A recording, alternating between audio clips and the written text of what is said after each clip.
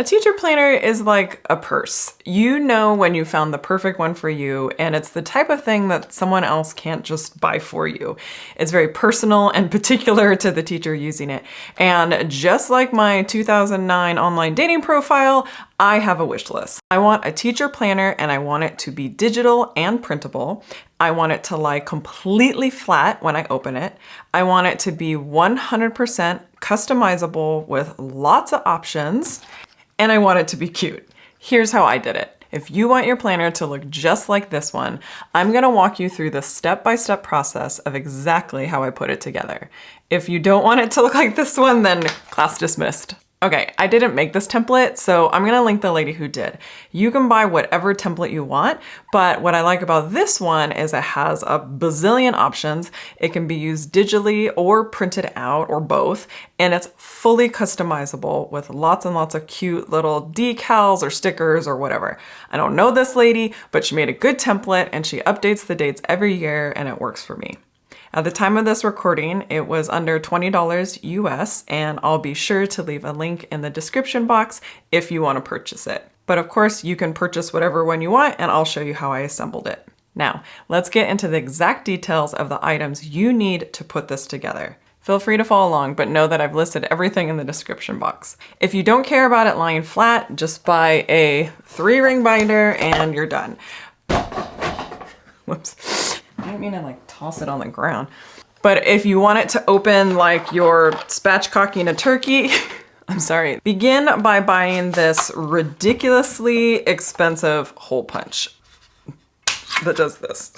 It's called an Arc System and I got it at Staples for $43. I'm sure other places sell it too, but just buy one and share it with your teacher besties and you'll be set for the year. You'll also need a set of the Arc discs. They come in a 12-pack, but you only need 11 for your binder. I bought the 1-inch and it cost $3.50. If you're gonna make your planner bigger or thicker, then just buy the 1.5-inch. Next is the paper. I chose to print my planner out on a LaserJet printer because that's the kind of printer I have, but if you have inkjet, then just buy that kind of paper. It's a bit cheaper. But make sure you buy the correct weight of paper, which is 28 pounds. I don't know what that means, but regular copy paper is 22 pounds, so I guess this is like the chubby version, which I actually prefer. I'm sure you could print on the regular skinny paper, but I was worried it might rip, so here we are. Next, if you want your binder to be divided, just buy the Arc dividers. They're about $5. Now, at this point, you're probably thinking, Marielle, why did you spend so much time and money making a teacher planner? You probably could have just done this one for free online. Well, you know what? You're probably right, but I like my planners like I like my men. Time-consuming, a bit costly, and cute. For the cover, I printed on regular computer paper and laminated it with a 5mm sleeve. If all you have is 3mm, that would totally work too. If you don't want to laminate it, I would recommend printing on cardstock so that it had a bit more weight.